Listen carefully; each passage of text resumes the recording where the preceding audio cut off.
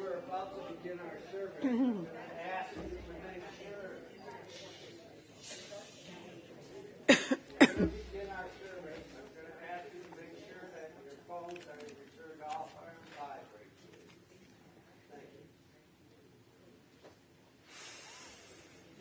Thank you. I'm Cantor Sarah Sager from Fairmont Temple. Dear friends, we gather this morning to remember and to celebrate the life of one who filled our world with her love, her goodness, her extraordinary spirit, and outstanding example. In humility and gratitude, we turn to the wisdom of our tradition for comfort, for guidance, and for understanding.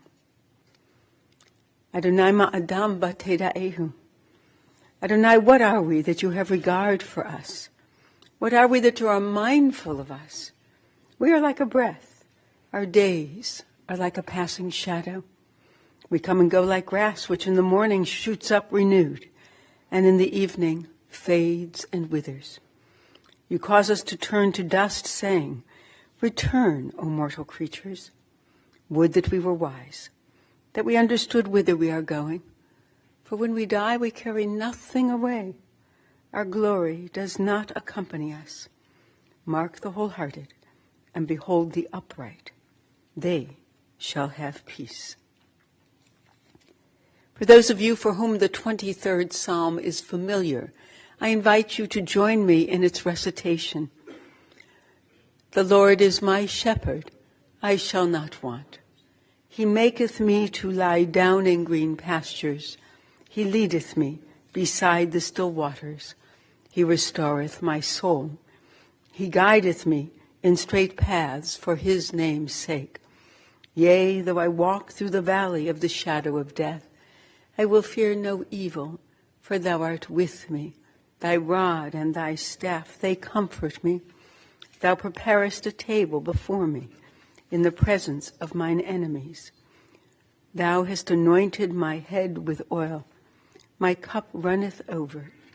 Surely goodness and mercy shall follow me all the days of my life, and I shall dwell in the house of the Lord forever. When I die, remember me with a smile and laughter. If thoughts of me provoke no love, only, you can't hear? Is that better? A little louder still. Wow. Well, we're not going to start again. You got the gist. Okay, all right. But wave at me again if I am not swallowing the microphone. When I die, remember me with a smile and laughter. If thoughts of me provoke no love, only sadness and tears, I ask that I be soon forgotten. Give what's left of me away to children and old ones who wait to die. And if you must cry, cry for your brother or sister who walks in grief beside you. And when you need me, put your arms around anyone and give them what you need to give to me. You can love me most by letting love live within the circle of your arms, embracing the frightened ones. Love doesn't die. People do. So when all that's left of me is love, give me away. We have already begun to learn that in the rising of the sun and in its going down, we will remember our beloved Blanche. In the blowing of the wind and in the chill of winter, we will remember her. In the opening of buds and in the rebirth of spring, in the rustling of leaves and in the beauty of autumn, we will remember her. In the beginning of the year and when it ends, when we are weary and in need of strength, when we are lost and sick at heart. When we have joys we yearn to share, we will remember her. So long as we live, she too shall live, for she is now a part of us as we remember her.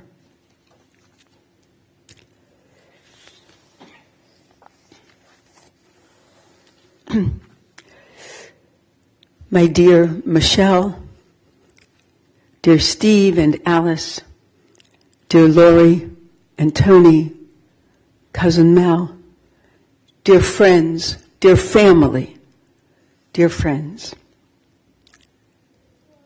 Even as a child, Blanche Herzig was at the center of her family's life. She commanded their attention.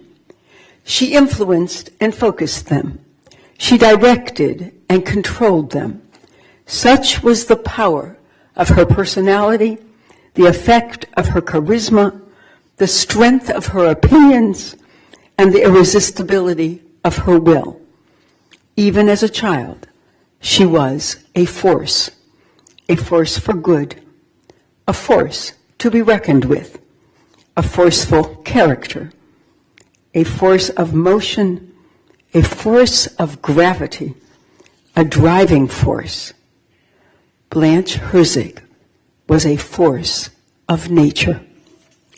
She was one of those inexplicable wonders, the fifth of Lena and Marcus Wolkin's 5 children, Arthur, Florence, Morris, Jules, and Blanche, who from the outset seemed to know her own mind and did not feel constrained by the assumptions and expectations of others. She danced to her own beat. She marched to her own drummer. As a child, in the largely ethnic immigrant neighborhood of Kinsman, Blanche was the first one in her family to ride a bicycle, and a few years later, to drive a car. She perceived immediately the benefits of each and embraced them both. She rarely looked back and always looked forward to the next challenge, the next social event, the next family gathering, the next opportunity to be of help, support, or comfort to another. She was energetic and high-spirited. She was also practical, reasonable, and down to earth. As a 13 or 14-year-old incoming freshman to high school, she knew, family finances being what they were, that she could not be college-bound. She therefore chose not to go to her neighborhood's designated high school, John Adams, but went instead to the more vocationally oriented John Hay High School, even though it was much further away and required much more travel time on the bus and back. But she went there to develop her secretarial and business assistant skills. She knew the difficulties and deprivations that economic hardship could bring. During the Depression, her mother, Lena, rented rooms in their home to boarders. Blanche never had her own room and slept every night on the couch.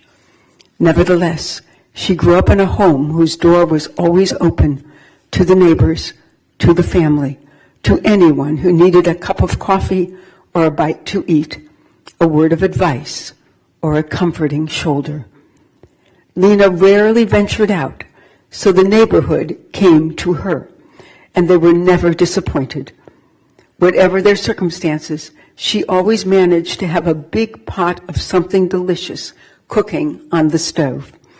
It was a special kind of warmth and welcome her mother personified that Blanche would demonstrate throughout her life. She was a force of nature. She was also resourceful, determined, and a realist.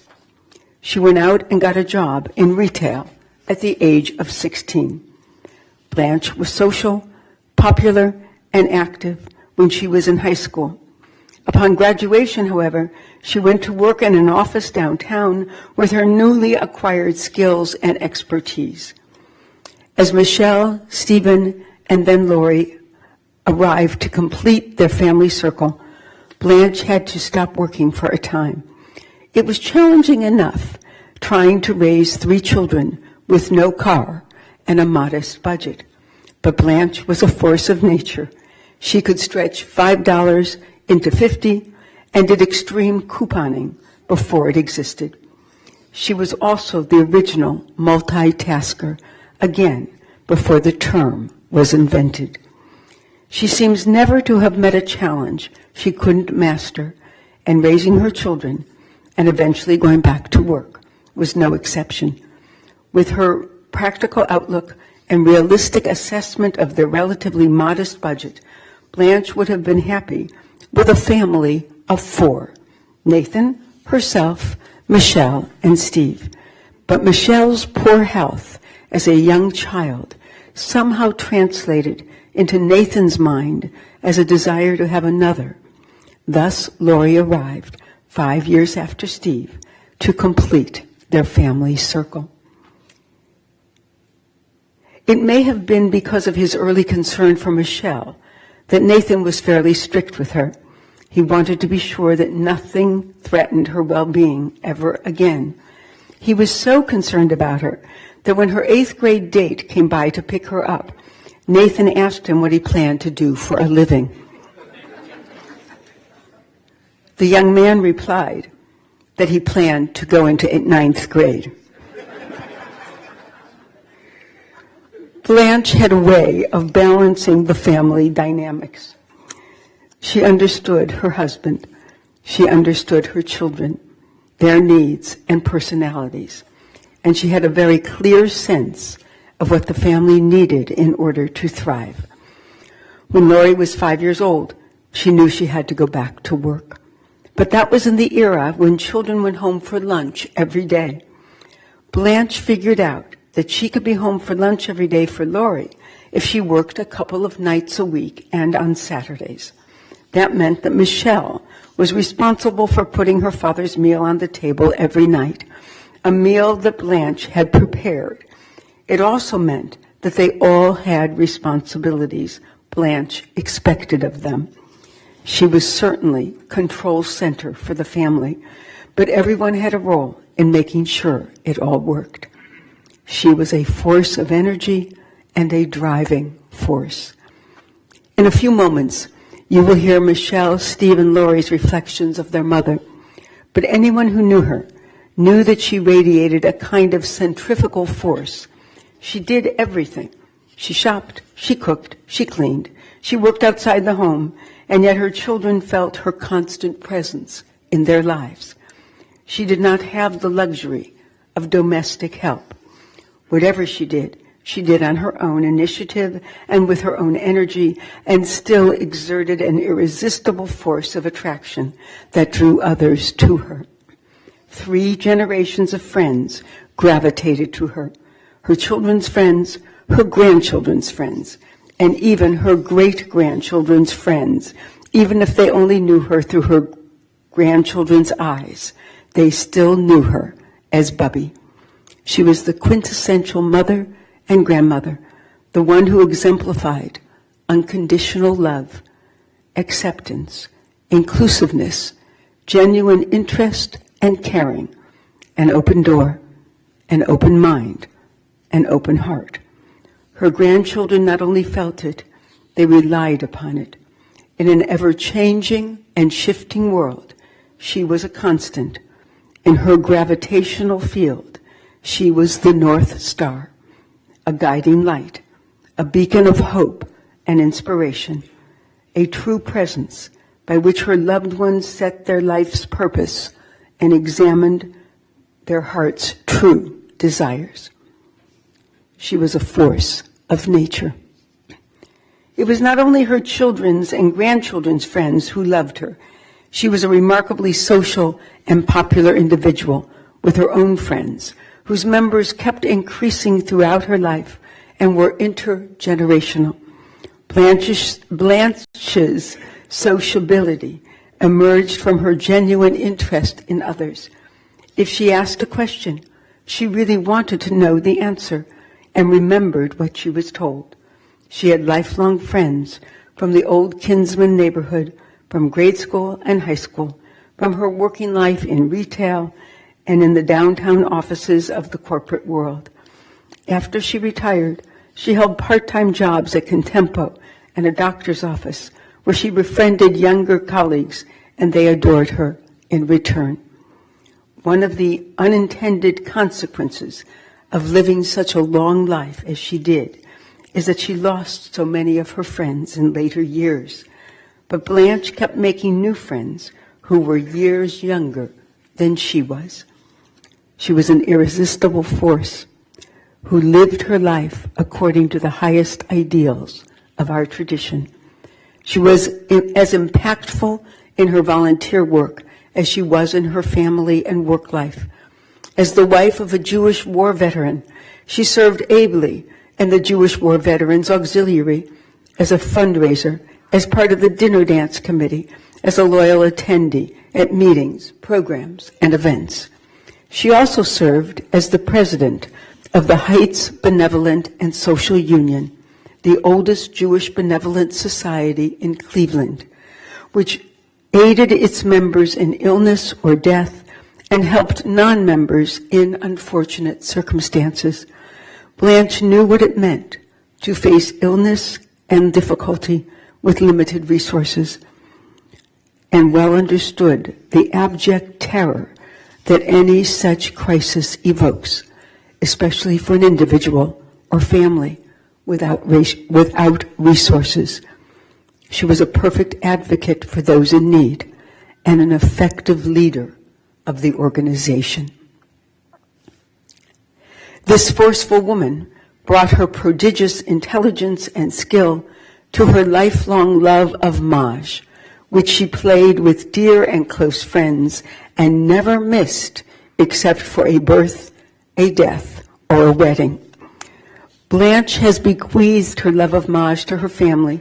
Shana, in particular, has taken up the mantle. She could also play a mean hand of poker. She was a serious bowler who was highlighted in the Plain Dealer for her highest score and played Wii bowling until just 2 years ago. She played Maj until a year and a half ago when she became legally blind. She had many close friends throughout her life and many wonderful couples friends throughout her marriage. She and Nathan were part of a couples club and greatly enjoyed having dinner with friends at least once a week. When she walked into Hallie's department store at 16 years old, looking for a job, she did not have a proper dress to wear. That did not stop them from hiring her, but she learned quickly how to shop and dress and make the most of what she had. In fact, she was meticulous about her appearance. She was always beautifully groomed, coiffed, and made up until the very last days of her life, when she missed her hair appointment with Tina because she suffered her stroke. There was something indomitable and irresistible about her. He was 4 years older and from the Glenville neighborhood. But once he met her at that fateful dance, he knew he would be lost without her. When he decided to enlist in the Army Air Corps, she wanted to marry before he went overseas, but he feared making her a widow, so they waited until her birthday, March 17th of 1946. He sent her a ring from England before he was able to return home. She helped him readjust to civilian life. She soothed his fears and helped him manage his work and home life. Together, Nathan and Blanche welcomed the three greatest treasures of their lives, Michelle, Stephen, and Lori. They walked hand in hand for 62 years with strength, purpose, love, and delight because of their devotion to each other. As strong-willed and opinionated as Blanche could be, she could also be a loving and willing compromiser when necessary. Nathan was raised in an Orthodox home, so despite her Reform background, they sent their children to the Orthodox school and synagogue. As Michelle, Steve, and Lori grew and matured, Blanche and Nate took great delight in the growth of their family. As Michelle married Ron and brought into this world and their family Jeremy and Jordan, who is married to Jennifer and now with Julia and Jamie. As Stephen found his Alice, and they had Shayna, now married to Mike, with Bella and William. Sam married to Tzipporah, with Petra and Eli, as well as Jonathan and Joanna, who, with Leon, has Nathan and Hannah. And Lori married Tony and brought Ariel, now married to Matt, with Natalie, Zachary, and Bennett, and Alina into this world, and Blanche and Nate's family. When the grandchildren were growing up, Ariel and Alina had the great good fortune of being the grandchildren on the ground in closest proximity to their grandparents. But somehow, through visits in both directions and the sheer force of her personality, all 8 of Blanche and Nate's grandchildren knew them both and felt close to them both. In the aftermath of Nate's passing, Blanche bravely made a new life for herself that included her grandchildren and great-grandchildren. She knew every name, birthday, what they were doing, and when they were coming to visit. Bubby, or Bibi's apartment conveniently faced Target. Thus, when anyone came in, they all went to Target with Bubby, or Great Bubby, or Super Bubby, and every child would find a toy she would purchase for them. Before COVID disrupted, the family gathered on the Friday of Thanksgiving weekend so that everyone could get in for the celebration. Even the youngest, Bennett and Jamie, knew her and loved her. They were separated by love distance, never by long distance. She could be stubborn and opinionated and difficult at times. She could also be remarkably caring, devoted, generous, and supportive. She cared for her mother-in-law, Ida, in her own home for several years. Nathan and her family always came first. She led with her heart. And her family responded in kind. In these last days, Steve and Alice came in. Grandchildren and great-grandchildren came in or called or checked in, while Lori and Michelle were constantly at her side. In the end, Lori and Michelle had the privilege of holding her hands, while dear cousin Mel Cone and Tony were present in the room to escort her as she made the transition from this world into the hereafter. It is hard to accept that her life force is stilled, that after 100 years, this force of nature is at rest. Even as we miss her, even as we long for her vibrant presence among us, we are grateful. Grateful for the time we had with her. Grateful for all we learned from her. Grateful for her model, her example, her transcendent spirit, her love. She was a true tour de force. Zichrona livracha. May her memory rest always as a blessing, and may her force be with us. And let us say, Amen.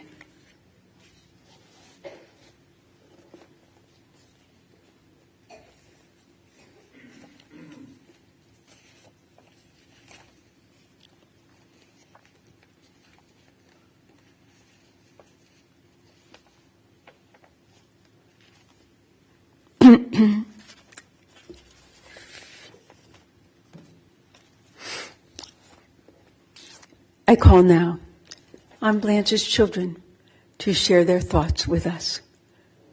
Michelle, Steve, and Lori.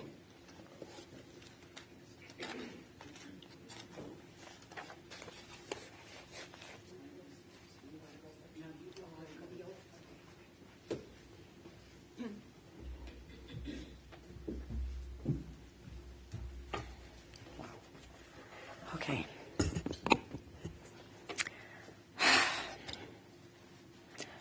I know, I'm fine. Okay. Oh, can you hear me? Okay, here we go. That's Larry from the Jewish War Veterans. Hi, Larry. Okay. My mom. My sister and mom were encouraging me to move in with mom after my divorce. I had been living in Buffalo Grove, Illinois, with a small group of women, and we were golden girls. So, with their encouragement, I have lived with Mom for 10 years. I moved in with her, and I'm forever grateful for the time with my mom. It's interesting, but over the years, people have said to me, "How could you live with your mother? I could never live with my mom." Or, "Wow, you live with my mom, with your mom." My answer is, my mom and I did not always agree on everything. We would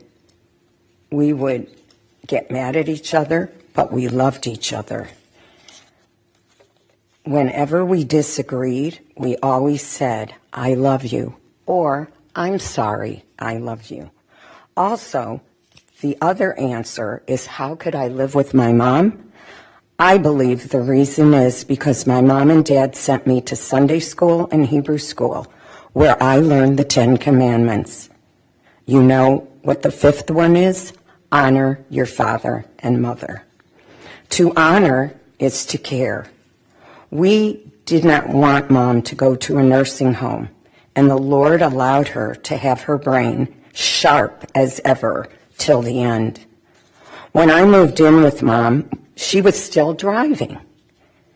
And she worked in the office in Sherman, answering the phones, and of course, volunteering for the Jewish War Veterans, fundraising for the Jewish Veterans Auxiliary. She did all that for decades. Here are some life lessons and blessings from Mom. Stand up for yourself. Don't let anyone ever walk all over you. I will miss our constant conversations about the depression. I will miss eating together. I will miss setting up Saturday evening for her to watch Lawrence Welk. I will miss helping her make the brisket sauce for Thanksgiving and Passover. I will miss sitting in the living room with her, watching her walk to the bedroom in the evening. I will miss seeing her when I walk in and seeing her sitting in her chair, and we would talk about all the activities of the day.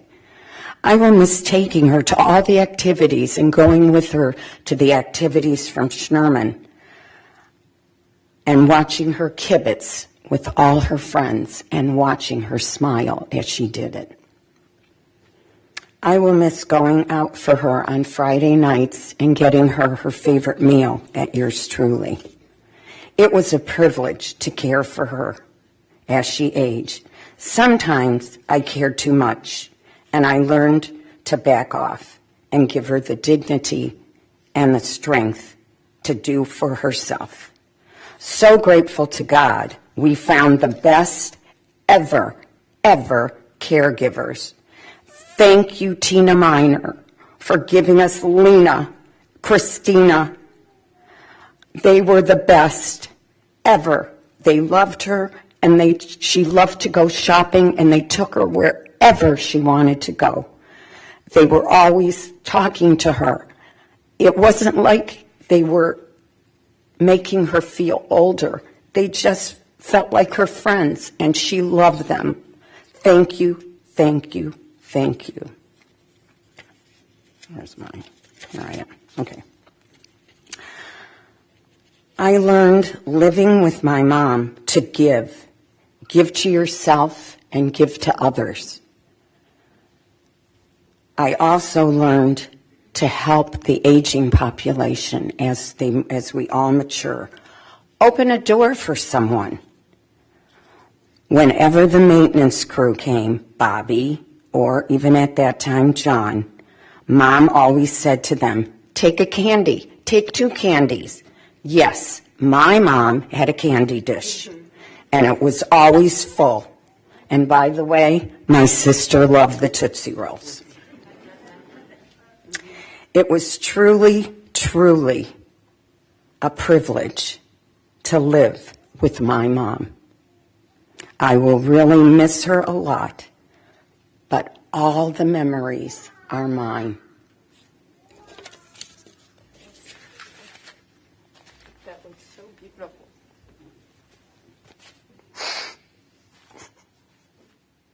You were so good.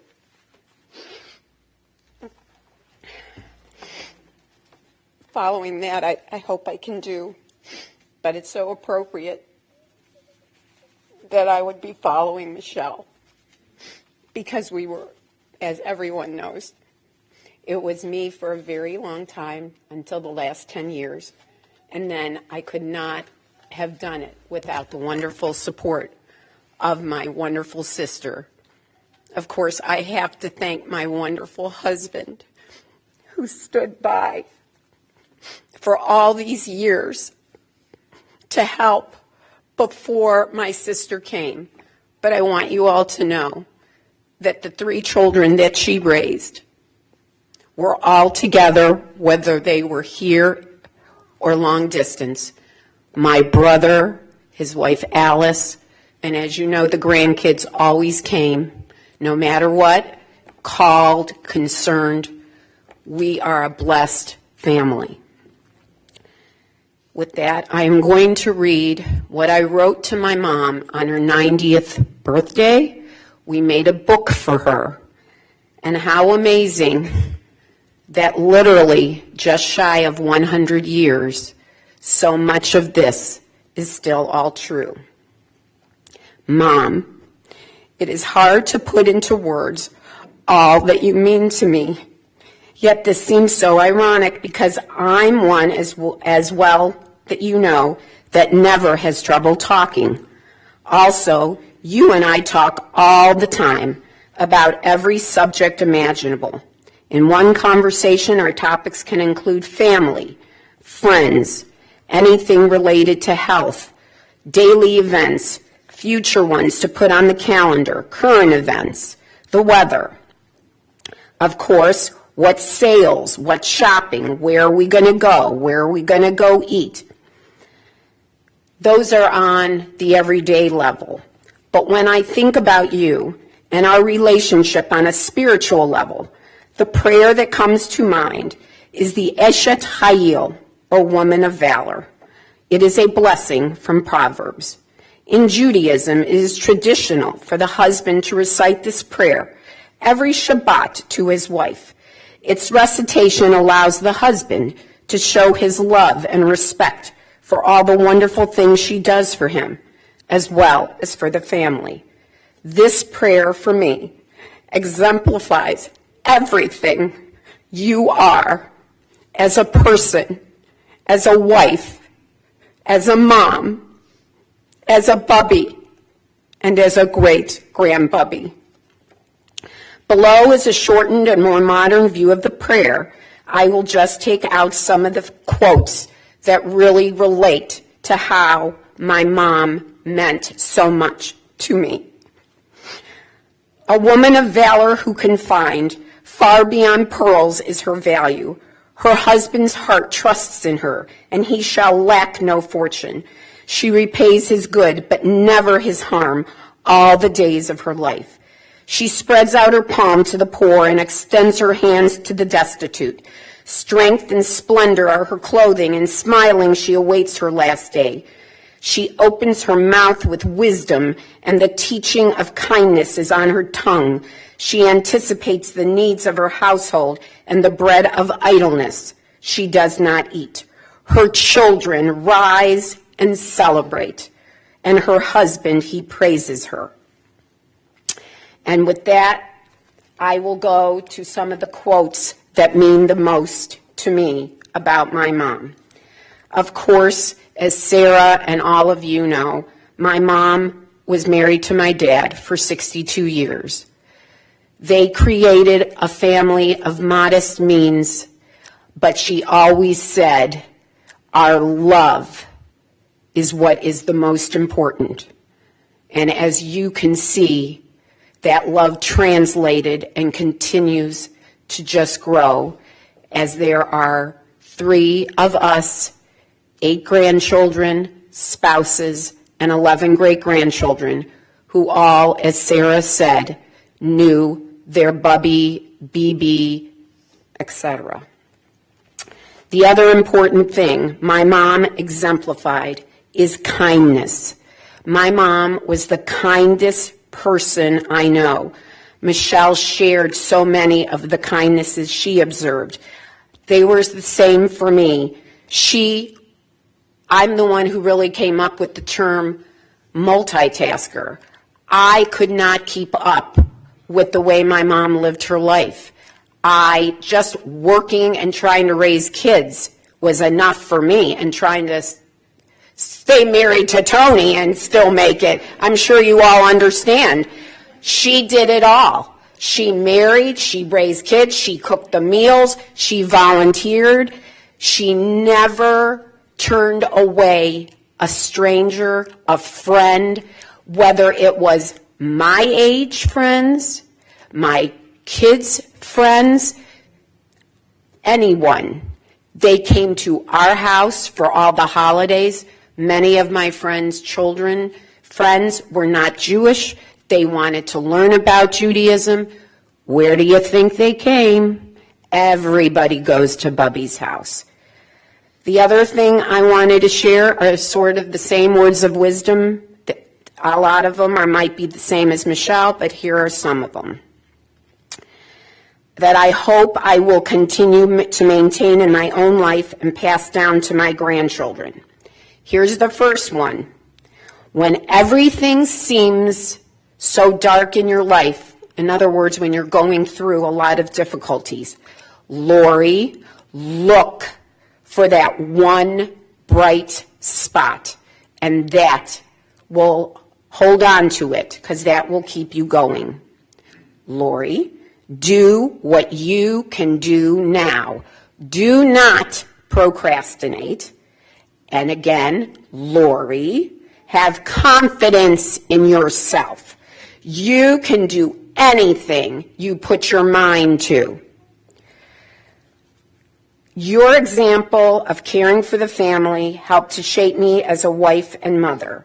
I just went through how we celebrated every holiday, and I have to emphasize that her legendary brisket was the most important thing to her grandchildren, her great-grandchildren, and as Michelle said, up until this Thanksgiving, she was making her legendary sauce standing right next to me because of the blessings of having wonderful caregivers who would work with her to help her make it. The bread of idleness she does not eat. No other words have been spoken without or about my mom till the very end of her 99 years. She continued to meet friends for lunch at McDonald's, shop at Target, Costco with her wonderful aides. She volunteered at that Schnurman House office until she just could no longer because she was legally blind.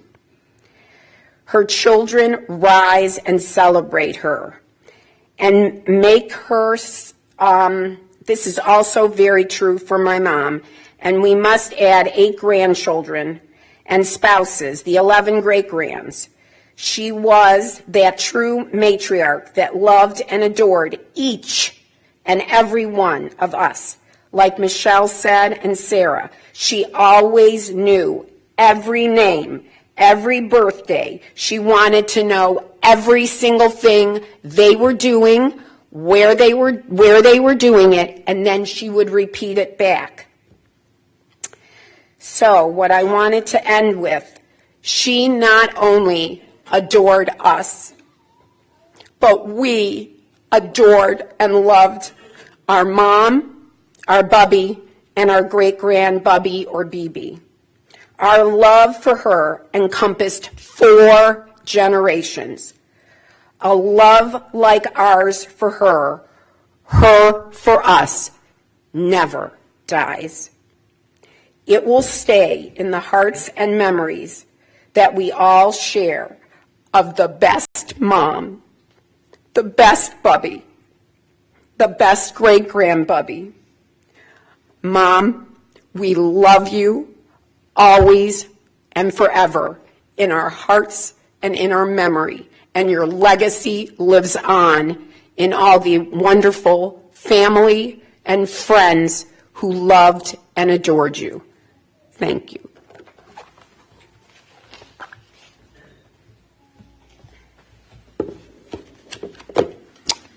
Thanks, Lori. Thanks for coming. Really appreciate it. You know, great minds think alike. We were asked if we were going to say any words, and this is the Herzig family, so of course we had words, many words. Some of you are looking at your watches right now. And Lori was very concerned because I shared what I was going to do. And it actually comes right out of the same passage that Lori used with my mom when she turned 90. And Lori was freaking out. And I said, Lori, you don't have to be so upset. Sarah was with me. I said, great minds work alike. It means we had the same mother. We didn't have two different mothers. And in fact, Lori read Proverbs 31. I actually I put my mom's picture like this, and I have the text from Proverbs 31 starting in verse 10 and going to 32, and I'm going to put it on the front bench, and each person who, if you want one, you can have one, and keep it for yourself. I know that I'm going to keep mine. You know, my mom wasn't a Bible reader. I don't even think she was familiar with Proverbs 31 until Lori brought it to her attention back 10 years ago. But as you already heard, she epitomized those passages. The headline above that, not the modern translation of Woman of Valor, which is perfectly acceptable, but many Bibles have at the heading, as you're reading Proverbs, a virtuous woman. Indeed, my mother wasn't perfect, by the way. You know, at eulogies, you think the person is the most incredible person who ever lived. Did my mother ever get mad at any of you? Oy, the wrath of Blanche, it would kill you. You do not want to get on the wrong side of Blanche Herzig. But at the same time, she epitomized the verses that Lori read to you. What is virtuous? We don't even use that word anymore. And if you read the passages, the woman described is an incredible woman. But if you heard Sarah, the woman described is incredible. What's virtuous? Well, it's a conformity to a standard of right without regard to what society thinks. Wow, that's pretty amazing. If you're virtuous, you're strong. That woman was strong. Lori highlighted some of the verses. I'm going to go real quickly because I picked out some of the same ones she did. In verse 11, it says, the heart of her husband trusts her. Oh, Nate trusted her. She ran the show. He trusted her for everything, including he asked for an allowance. Can I have $10, Blanche? And that doesn't count gas. You think I'm kidding. I am telling you, I was there. She took great care of her children and grandchildren, as you heard. Another verse in verse 15 provides food for her household. Did she provide? Oh, don't go away. Take something. You need a nosh. Take a nosh. You heard about her kids, her grandkids, her great-grandkids. The passage also said she takes care of the house, willingly works with her hands. That was my mom. You already heard Sarah so well described how she was able to make resource out of things that you didn't even think were resources. I like to say my mom took care of business. My mom took care of business. And again, Sarah did such a wonderful job to tell you all the different jobs she did and how resourceful she was. She cared about others. That's what this proverb talks about, caring for others, and we've heard testament to that as well. My mom wasn't an observant Jewish person, but I will tell you this, she was a proud Jew, super proud. And she knew she was part of the chosen people. And the last verse in Proverbs chapter 10 and verse 31, it says, a woman who fears the Lord. A woman who fears the Lord. Well, you already heard Sarah say, we all learned our Jewishness. I mean, my dad figured if the conservative synagogue is going two days a week and Shabbat, my kids are going to go for cheaper 4 days a week. That's what I had to do. And Sunday school for 3 hours. Oh no, my mom was a concerned Jewish person. Passover, Rosh Hashanah, Yom Kippur, we owe her. I also have some lessons, and this will be the end, so put your wrist down. We'll make it. Number one, my mom held grudges and regretted it near the end of her life. Yeah, well, my mother, do you know that my mother in the same house didn't talk to her brother for 5 years, and they lived in the same house? I discussed it with her many times, and she felt bad about that. And by the time she was an older adult, she and Uncle Art were very close. But my mother told me, don't hold grudges. That was my bad. Don't do that. Don't be like me. Oops, I lost mine. Love your family. There's our family there. It's an interesting family. We got different personalities, and she loved every one of us. Help others. You already heard she was a volunteer. And probably the last one is stand for the truth. You know, we live in an age where truth, everybody tells you they're telling the truth.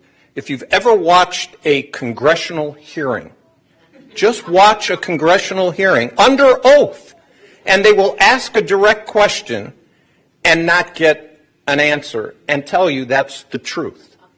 It's tough, but my mom knew what truth was and taught us stand for the truth. And finally, there's a verse in the Bible that exemplifies my mom.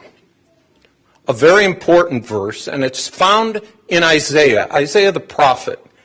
And it's in Isaiah chapter 12 and verse 2. And my older sister and I, we lived in California for a time together, and we knew this particular verse. And we actually sang it together. There was a tune to it. I'll spare you. But the verse reads this way, behold, God is my salvation. I will trust and will not be afraid.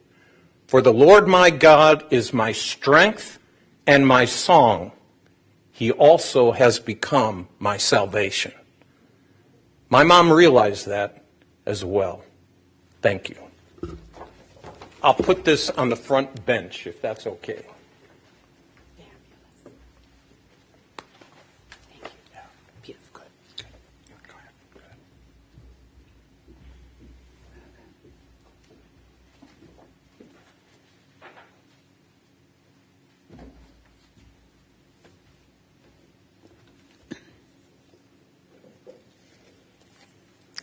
Thank you for those beautiful reflections about your very special mother. Oh God, you give us loved ones and make them the strength of our life, the light of our eyes. They depart and leave us bereft on a lonely way, but you are the living fountain from which our healing flows. To you the stricken look for comfort and the sorrow laden for consolation. Oh God, we see life as through windows that open on eternity. We see that love endures and the soul endures, as you, O God, endure forever. We see that the years are more than grass that withers, more than flowers that fade. They weave a timeless pattern in a world that is the dwelling place of your love and glory. Please rise.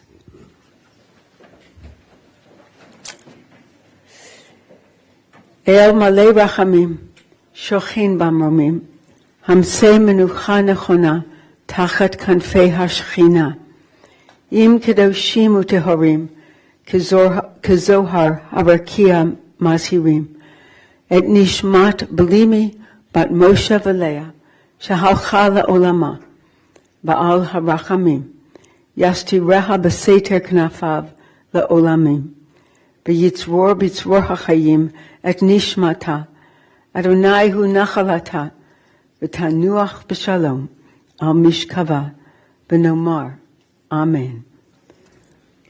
Compassionate God, eternal Spirit of the universe, grant perfect rest in your sheltering presence to Blanche Herzig, who has entered eternity. O God of mercy, let her find refuge in your eternal presence, and let her soul be bound up in the bond of everlasting life. God is her inheritance. May she rest in peace. And let us say, Amen.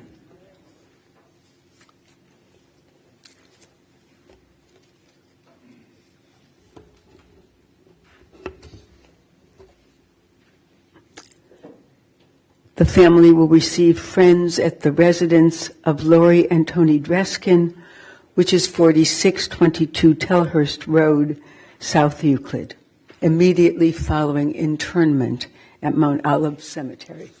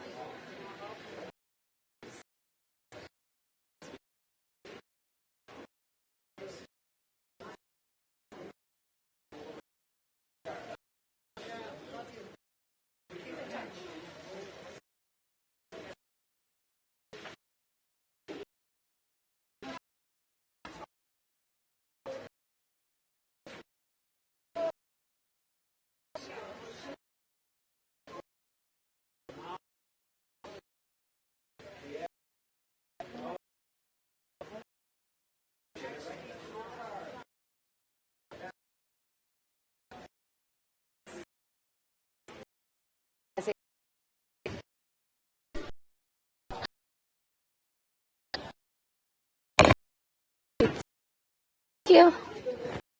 Because